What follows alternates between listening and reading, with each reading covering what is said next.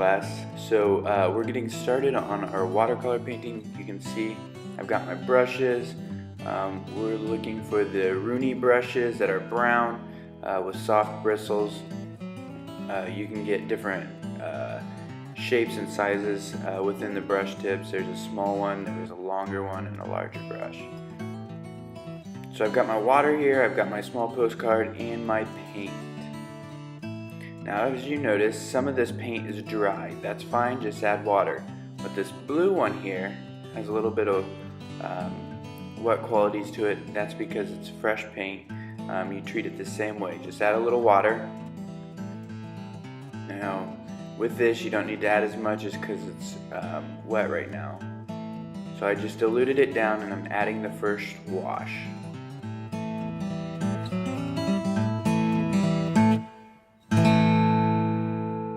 Now adding this wash can be daunting because it's the first marks we're making. For the wash, what we want is for it to have a medium value or a hue, and this is what my final painting is going to look like. So as you can see, it's got some blue all over in it, so I'm just going to cover the whole thing in blue, and that way I can understand what my colors really are and get the best colors. You normally want a medium value to start off with.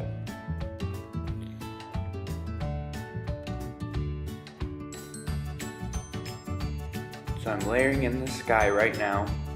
And here shortly I'll be adding some water.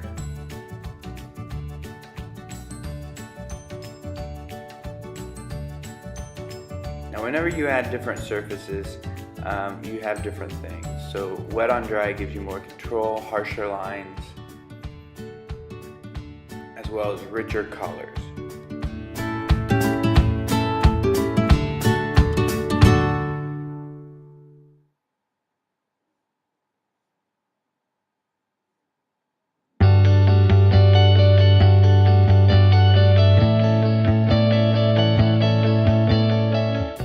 Make sure that you're constantly mixing your colors. Don't just be seeking out certain colors.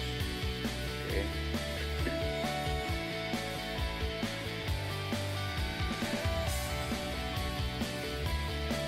So I'm looking for a darker blue, so I'm adding a little bit of red to it to create a violet, and then I've also will add some brown. Now this is wet on wet, and you can see it gives you a softer surface.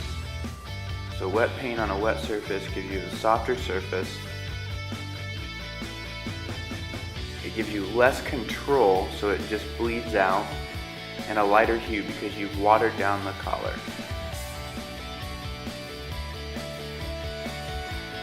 So now that that's dry, I'm adding in some lines. Now notice that I'm going from side to side. This is my water.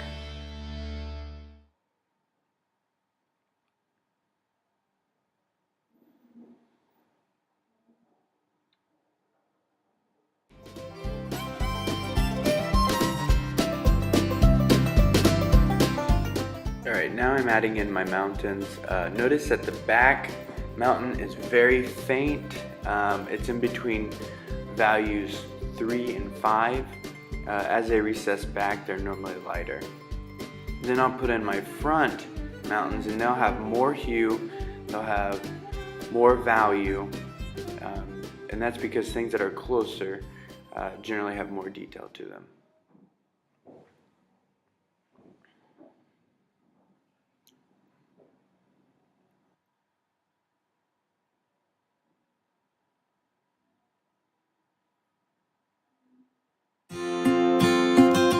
If you mess up, all you need to do is grab a dry brush and pull that out. If you don't have a dry brush like I did, what I did was I saturated it down, saturated all the color, then I got my brush dry again and pulled all that out.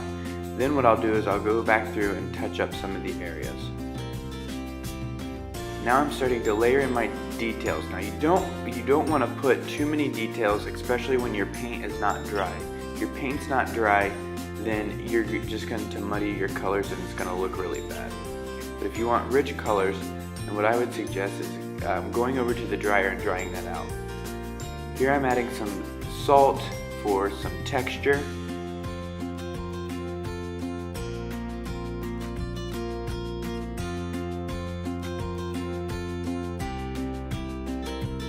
I just continue my layers. Now the thing about watercolors, you don't always have to cover everything. Sometimes you can leave a lighter surface.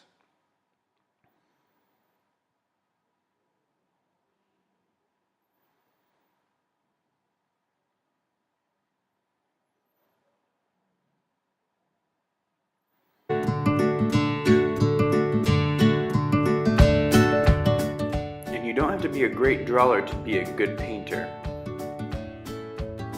All you need to understand is shape and light.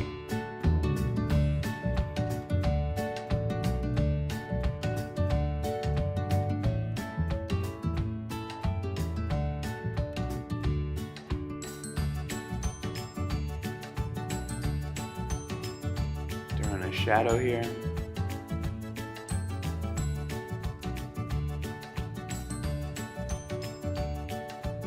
Kind of distort it a little bit.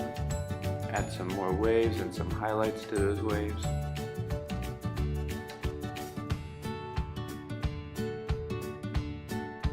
Now notice that my line quality was different. Now you can go back through and add either a marker or a pencil and just kind of outline some things.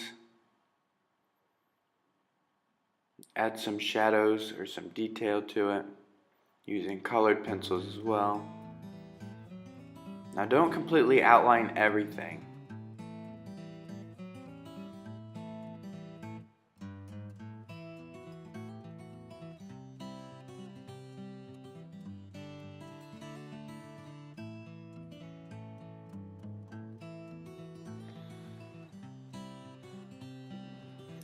Now for the back. Remember that we have to add a stamp, so make sure that you leave enough room for that.